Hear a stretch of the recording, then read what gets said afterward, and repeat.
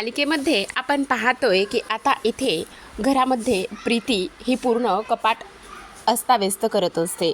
कपाटामध्ये ती सोन्याच्या बांगड्या शोधत असते. त्याच वेळेला ज्योती तिला विचारत असते, अगं काय शोधतेस? तेव्हा ती म्हणत असते, नाही काही नाही. पण आता इथे प्रीतीची आई विचारते, काय झालंय? काही शोधत आहेस का तू? काही झालेलं आहे का? आणि सगळं कपाट इकडे तू अस्ताव्यस्त करायला लागलेली आहेस, सांग ना काही हवंय का? तेव्हा ती म्हणत असते, तू नको गं काळजी करू, मी सगळं काही शोधते आणि त्याचबरोबर सगळं व्यवस्थितसुद्धा ठेवून देते. मग आता सगळे ड्रावर वगैरे सगळं काही इथे ती शोधाशोध करत असते, पण तिला मात्र काहीही सापडत नाही. मग आता हे सगळं ज्योती पाहत असते, पण ज्योतीला माहिती असतं की प्रीतीताई काय शोधते म्हणून. आणि तेव्हा तिला अजिबातच ह्या सगळ्या गोष्टी तिला सांगायच्या नसतात. मुद्दाम तिचं सगळं काही ती होताना पाहत असते. तिचं असं म्हणणं असतं, बघू दे कुठंपर्यंत काय काय शोधते ते मलासुद्धा पाहायचं आहे, असं म्हणून आता लगेचच इकडे ती पाहते. तर काय दारावरती काही लोक आलेले असतात. काही लोक म्हणजे काय, तर इथे आता पुरुषोत्तम आणि त्याचबरोबर स्वराज आणि त्याची आत्या सुलोचना हे तिघेही जण आलेले असतात. आणि हे तिघेही जण आल्यानंतर आता इकडे ज्योतीच्या आईला खूपच मोठा प्रश्न पडतो की हे लोक इथे का बरं आलेले आहेत, म्हणजे नेमका काय प्रॉब्लेम झाला असेल. आता त्या समोर येतात आणि म्हणत असतात, तुम्ही सर्वजण इथे या वेळेला? तेव्हा ते म्हणत असतात, हो आम्ही सर्वजण इथे आलोत कारण कामच तेवढं महत्त्वाचं आहे. मग आता त्यांना बसायला सांगत असतात. आणि तेव्हा आता इथे सुलोचना म्हणत असते, खरं तर आम्ही ना इथे तुमच्या प्रीतीचा हात मागायला आलो आहोत. तुमच्या प्रीतीने आमच्या स्वराजला होकार दिला आहे. तिला आमच्या स्वराजबरोबर लग्न करायचं आहे. कसं आहे ना, झाल्या गेल्या गोष्टी आपण विसरून जाऊयात. त्या सगळ्या गोष्टींचा आपण इकडे विचार करायला नको. मग आता इथे ज्योतीची आई म्हणत असते, हे कसं शक्य आहे? मला तर ह्या सगळ्या गोष्टीबद्दल काहीच माहिती नाही आहे. मला एकदा माझ्या मुलींशी बोलावं लागेल. मग आता त्या तिघीजणी आतल्या खोलीत निघून जातात. तेव्हा सुलोचना म्हणत असते, बघितलं का दादा, खरं तर मुलींनी इकडे होकार स्वतः दिलाय, ही गोष्ट आईला माहिती नसावी का? तेव्हा लगेच आता ते म्हणत असतात, असू दे गं, मुलं आहेत आणि होतं असं कधीतरी, असं म्हणून ते सावरासावर करत असतात. आता आतल्या खोलीमध्ये गेल्यानंतर ज्योतीची आई विचारत असते, ज्योती मला एक गोष्ट सांग, ह्या सगळ्या गोष्टीबद्दल तुला माहिती होतं का? सगळं काही खरं खरं सांग. त्याच वेळेला आता ज्योती म्हणत असते, हो आई, मला हे सगळं काही माहिती होतं. मग आता तिची आई म्हणत असते, तुम्हाला सर्वांना ह्या सगळ्या गोष्टी माहिती होत्या आणि तुम्ही माझ्यापासून हे सगळं काही लपवून का बरं ठेवलं आहे? का ह्या सर्व गोष्टी मला सांगितल्या नाहीत?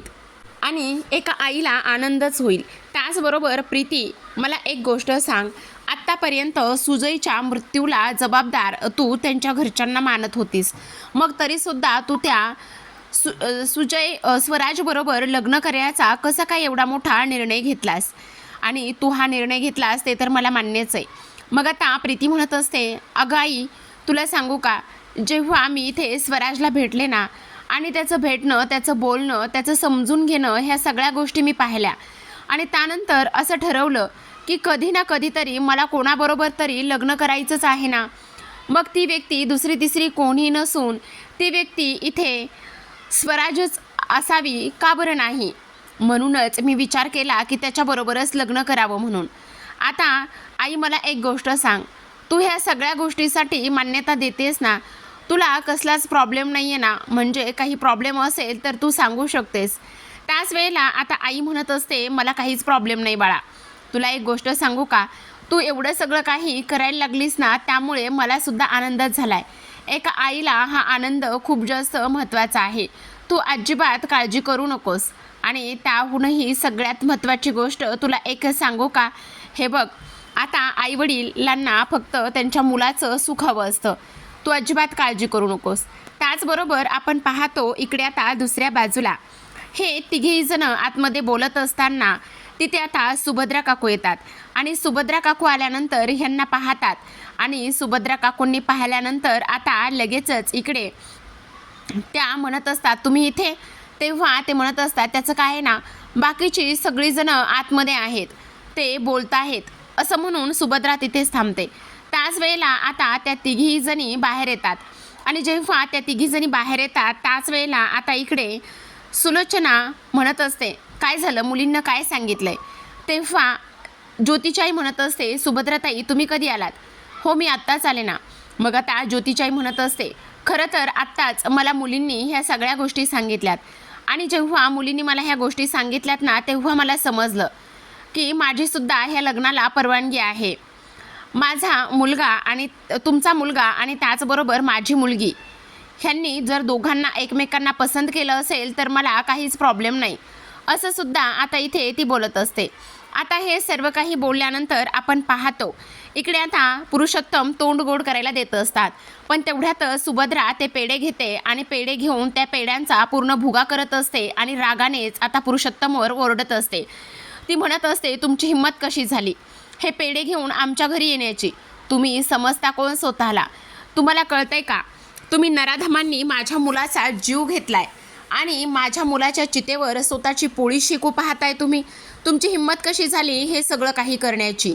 अहो माझ्या मुलाच्या होणाऱ्या बायकोला तुम्ही तुमच्या मुलाची बायको बनू पाहताय. अहो तुम्ही तुमच्या मुलाला इथे मारलं आहे. मग ह्या सगळ्या गोष्टी अशा होत असताना तरीसुद्धा तुम्ही हे सगळं काही का आणि कशामुळे करताय, असं आता इथे सुभद्रा म्हणत असते. त्याच वेळेला आता इकडे ज्योती म्हणत असते, अगं काकू थांब ना जरा. पण आता सुभद्रा थांबत नाही. ती सरळ सरळ इकडे पुरुषोत्तमरावांना सुलोचनाला बाहेरचा रस्ता दाखवते आणि तेव्हा ज्योतीच्या आई हात जोडत असते आणि तेव्हा पुरुषोत्तमराव, सुलोचना आणि त्याचबरोबर स्वराज हे तिघेही जण आता तिथून निघून जातात. आणि तेव्हा मात्र आता ज्योतीची आई सुभद्रेला म्हणत असते, काय केलेत तुम्ही हे ताई? हे बघा मला कळतंय. तेव्हा ती म्हणत असते, नाही तुला काहीच नाही कळत. काय गं प्रीती, मला एक गोष्ट सांग. अगं ह्या लोकांनाच तू तुझ्या नवरा गेल्याचं कोसत होतीस, त्यांना सांगत होतीस तुमच्यामुळे. मग लगेचच इकडे माझ्या मुलाचं प्रेम आणि ह्या सगळ्या गोष्टी विसरून तू लगेचच आता इकडे लग्नासाठी सुद्धा तयार झालीस का? हे सगळं का आणि कशासाठी? हेच का तुझं माझ्या मुलावर असलेलं प्रेम? अगं 7 जन्म सोबत राहण्याचं वचन दिलं होतंस, त्याचे 14 दिवस झाले की लगेचच दुसऱ्या मुलाचा विचार करू लागलीस. हेच का तुझं प्रेम? हेच का सगळं? तेव्हा आता इथे ज्योतीची आई म्हणत असते, ऐका ना सुभद्राताई, अहो मी सुद्धा माझा पोटचा गोळा गमावला आहे, मला सुद्धा तेवढंच दुःख आहे. पण प्रीतीला आज ना उद्या तरी कोणासोबत तरी लग्न करायचंच आहे ना. मग आता ज्योती इकडे म्हणत असते, ऐक ना काकू प्लीज शांत हो ना. तेव्हा काकू दरवाजा लावायला जात असते किंवा दरवाजातून बाहेर जाण्याचा प्रयत्न करते, पण आता ज्योती मात्र तिला थांबवण्याचा प्रयत्न करते आणि समजावून सांगत असते आणि म्हणत असते, प्लीज असं करू नकोस ना. पण ती मात्र काहीच ऐकत नाही. आता इकडे प्रीती म्हणत असते, मी खरंच खूप चुकीचं केलं आहे का?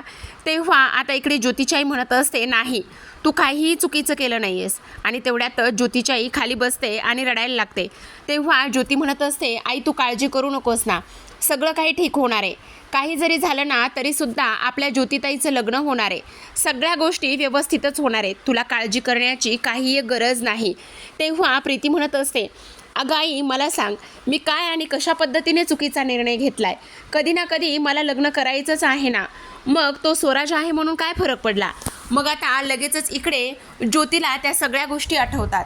जेव्हा सुजय वारला होता तेव्हा मात्र इकडे ह्याच प्रीतीताईने सरळ सरळ आरोप पुरुषोत्तमरावावर केलेले असतात आणि सरळ सरळ आरोप त्यांच्यावर केल्याने म्हणत असतात, काही काळजी करण्याची गरज नाही, पुरुषोत्तमराव आपल्याला नक्कीच समजून घेतील. तर प्रेक्षकांनो, तुम्हाला दीपज्योती ही मालिका पाहायला आवडत असेल तर कमेंट बॉक्समध्ये कमेंट करून तुमचा अभिप्राय कळवा. भेटूयात उद्याच्या भागामध्ये. तोपर्यंत पाहत राहा दीपज्योती.